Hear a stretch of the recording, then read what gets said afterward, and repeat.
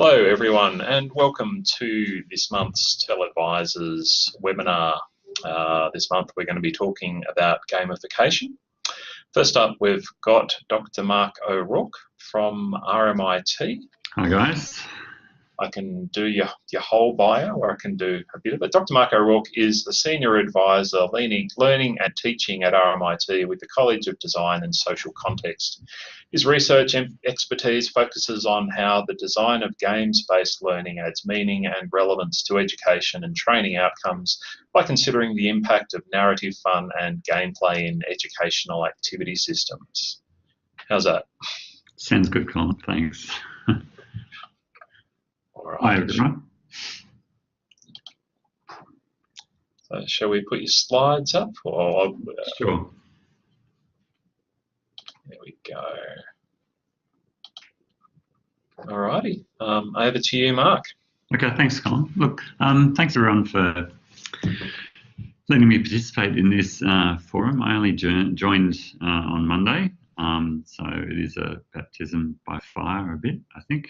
And I saw some of the things that Sarah, the other presenter, hi Sarah, is going to present on. And I thought that the forum, rather than being a sort of one-way presentation that I'd go through, what I'm hoping to do is pose a whole lot of questions around games-based learning or gamification within the tertiary sector. So let's move forward. So some of the questions I've recently been thinking about around games-based learning, and I suppose where I've come from is looking at the development of first-person shooter games to largely deliver skill sets or skill bases for vocational training. So some of those applications have been in higher education space as well, and a lot of that, a lot of that is really targeted the more compliance aspects of higher education courses, like science courses, where you need certain certification in occupational health and safety before you're actually able to perform laboratory experiments in different sort of biological or chemical sciences. So that's the sort of games that I have been involved in. And I suppose in saying that, there's definite sort of learning outcomes in those games, and you know, some games are probably easier, some content's probably easier to target in developing games, and some content is really difficult to target if you're using games-based learning. Now, so gamification is a term that's been bandied around quite a bit, and it's like the next big thing. Or I suppose it's not the next big thing anymore, but a lot of content and a lot of educators think, let's get some games-based learning into the curriculum. We've got younger cohorts. There's the presumption there that they're all game players, so if we can link up their game playing with their education, we'll be on a winner. We've actually found that to perhaps not be the case in the projects that we've run, and there's lots of issues there around understanding your particular student cohort, what their capabilities are, both for the educational backgrounds and what they're bringing to their learning, but also their experience of actually playing games or using any sort of interactive material in their learning. So a couple of some of the questions I'd like to pose, and this one's leading up from a conversation that Sarah and Colin actually had, is around how do we actually sort of scaffold learning through gameplay? Now, there's a lot of past material, mainly around a guy called James Gee, who said that there's a lot of inherent learning can be happened through games-based approaches, and obviously the way games are designed by default, and this is largely the functionality of games engines, is that they can provide a pleasantly frustrating experience, and that as you achieve things through the game, you actually learn how to play the game. So you can see easily that there is a level of mapping there, how that might be used for learning. Certainly, games can be perceived as fish tanks or simplified systems that can really demonstrate critical variables of the real world. And that's something that we've done with the games we've developed. We've had a simplified real life situation so that students are able to get some sort of insight into those worlds through a remote contained sort of experience in that game environment. There's also what games are great at is that cycle of expertise developing through the continual play, so that you try something in a game.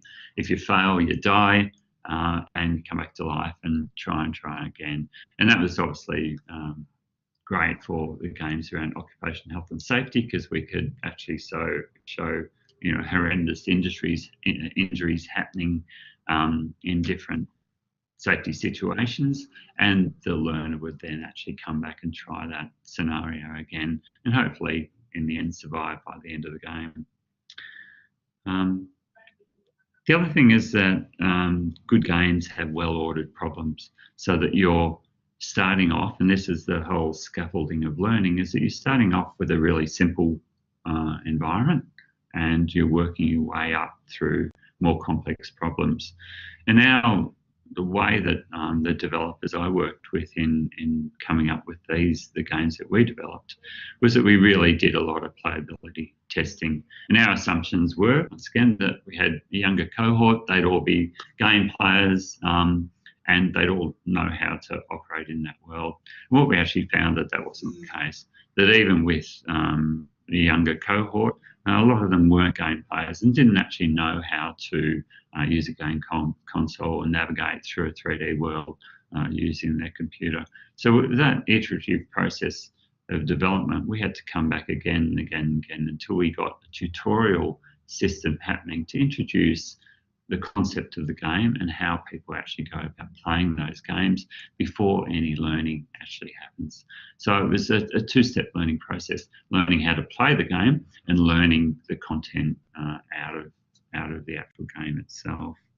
The other thing I want to get into is that players in games are really active agents, that they need to have an understanding of the world that they're participating in, and how they can actually drive their own learning through that process.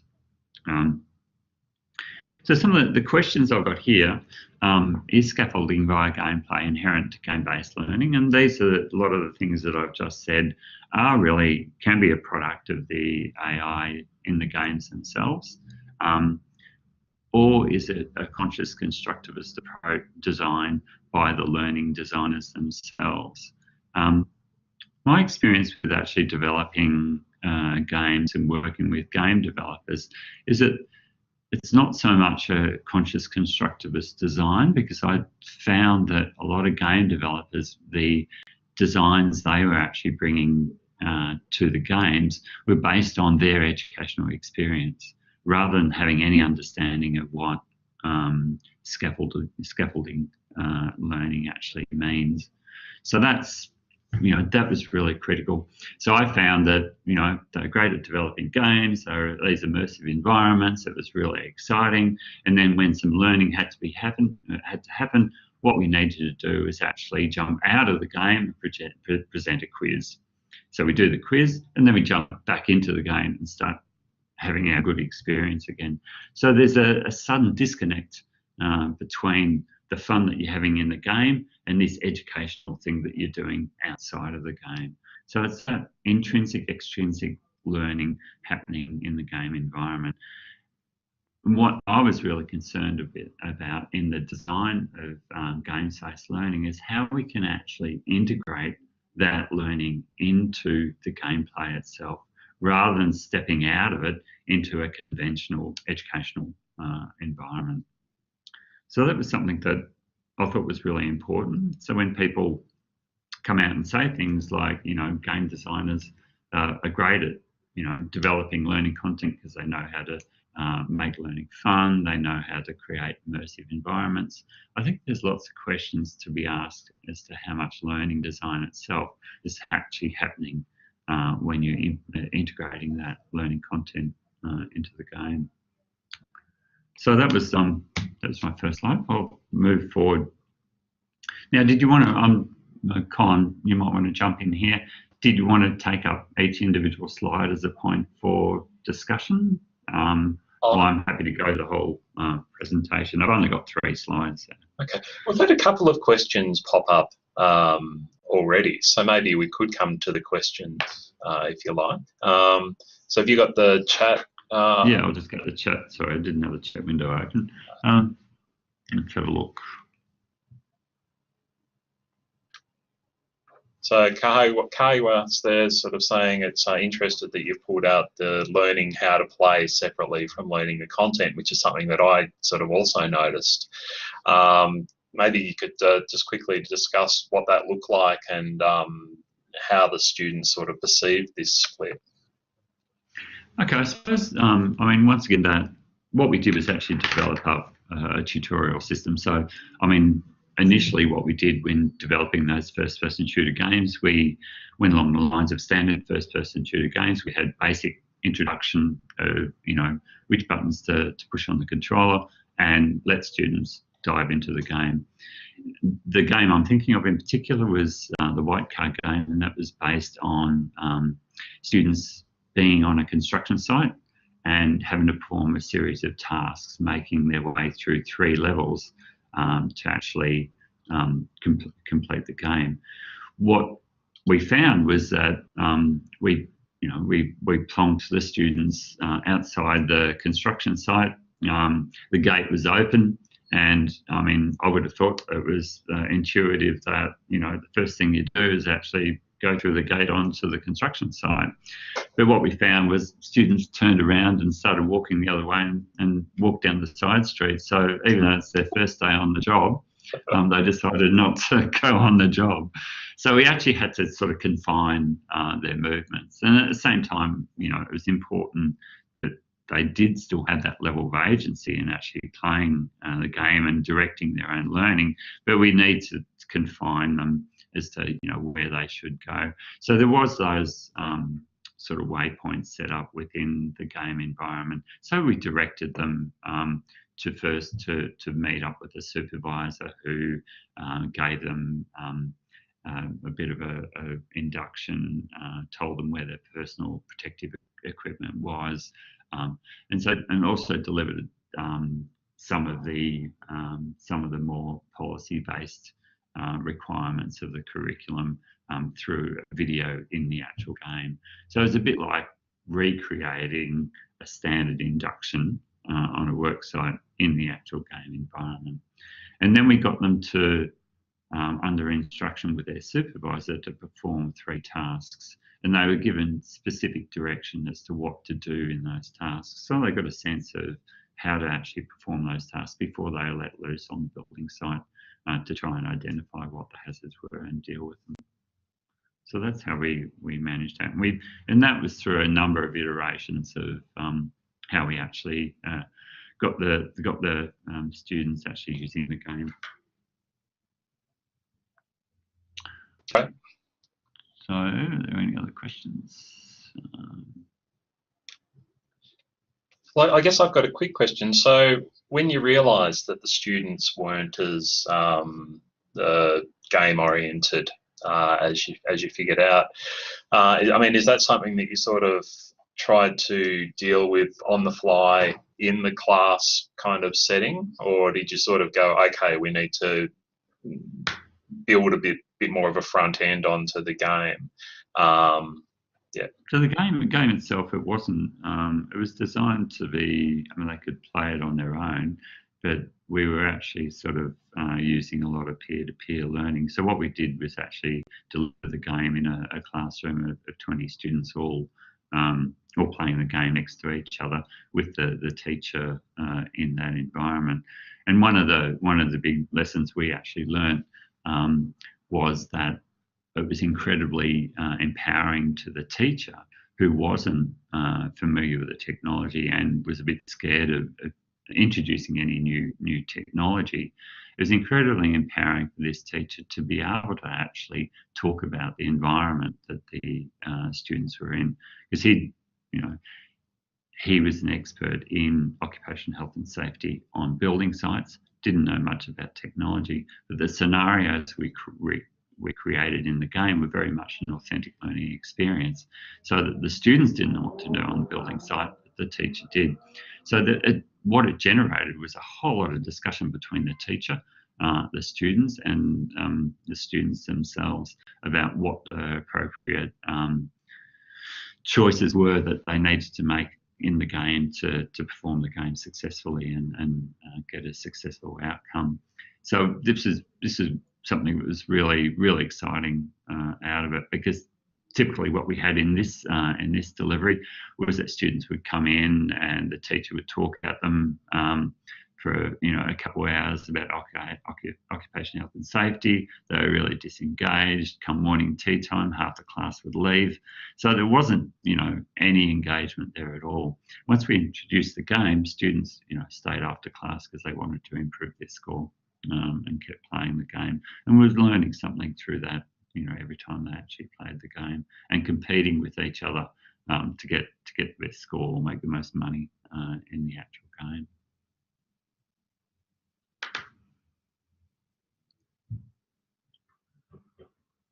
Any other comments by anyone? Yeah, so Koa and Flinders. Yeah, so you can download that particular game. It's called the White Card Game. On the actual video demo, you'll find, I thought I put a few females in the actual demo, but you'll actually find when you go in and actually choose your avatar, and this is part of the engaging students in that process, you can actually pick male or female, and you can pick everything from yellow fluoro vests to blue worker overall. So there is a fair bit of choice there, and we've got a mix of ethnicities there as well. So we tried to make it as diverse as possible, even though we found that in the classes that we're delivering for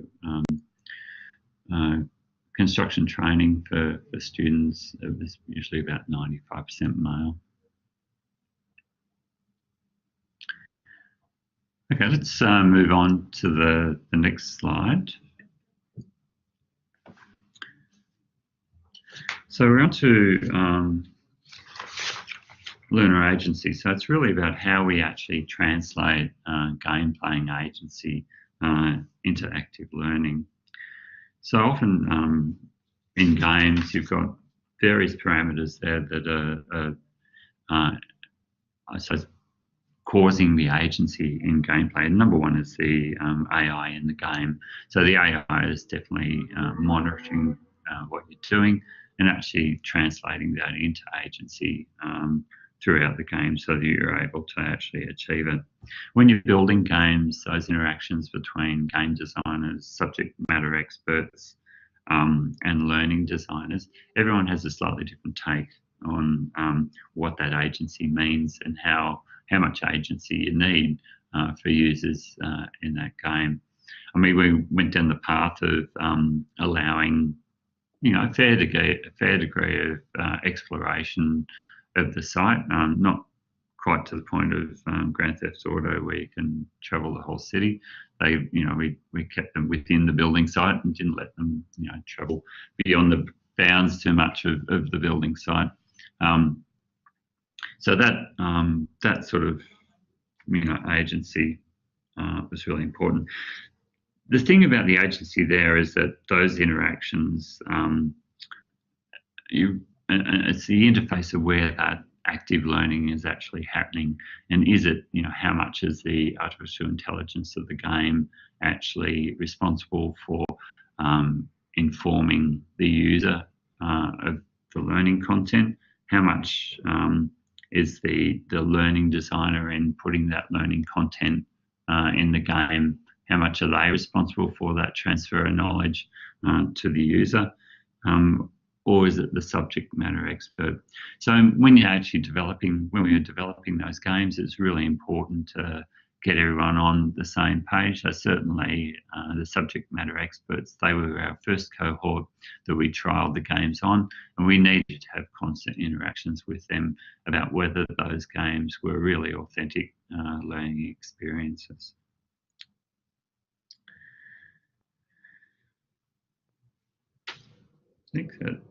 And I suppose the other thing there is the theory around a lot of that was Vygotsky's work about the zone of proximal development, that you really need a more knowledgeable other to actually assist you in the actual learning the actual content.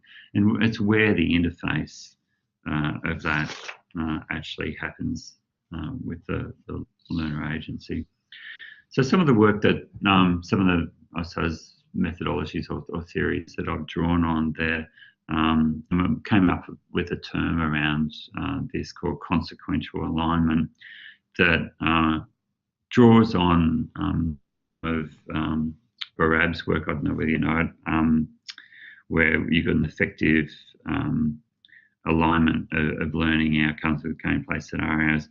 So Barab's stuff is context with consequentiality, where positions context as modifiable through player choices, thereby indicating the consequences and providing meaning to the player's decisions. So a critical aspect of gameplay is that individuals have a defined role, experientially situated in the environment, and their actions impact on a particular context. The other term there, in consequential alignment, the alignment side of it is actually talking with big stuff around constructive alignment, where teaching and learning activities and assessment tasks are strongly aligned to learning outcomes. And the great thing about games is that you are connecting the game playing activity to the actual assessment tasks with zero lag in feedback design.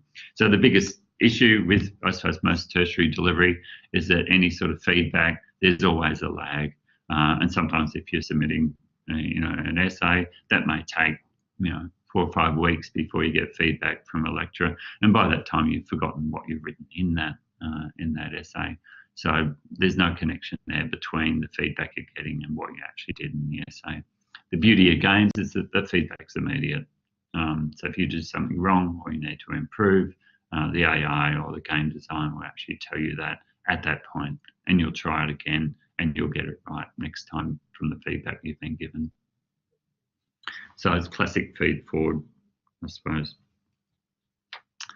Colin, did you want to field any more questions on this slide? There's definitely there's definitely a lot of conversation going on. I'm mindful of time and keeping a little bit of space for a discussion at the end. So I'd suggest maybe we move on to the next slide, and if people want to, keep chatting, obviously, but we'll have a discussion right at the end after Sarah, perhaps.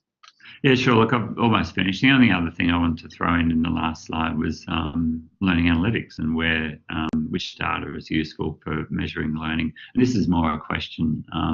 So I've identified some of the areas within either gamified environments or games-based learning environment where data is possible to be collected. And I suppose the big question is, how do we actually, gauge how useful that data is in making some sort of assumptions about what learners are learning and their progress. So people can take this away and think about it. And what I've identified there is the gameplay parameters, what data can be generated out of that, the consequence in the actual gameplay, and what potential learning outcomes come from collecting that data. But I'm happy to stop there and let Sarah pull apart some of the stuff that I've said. Thank you very much, Mark. That was really great.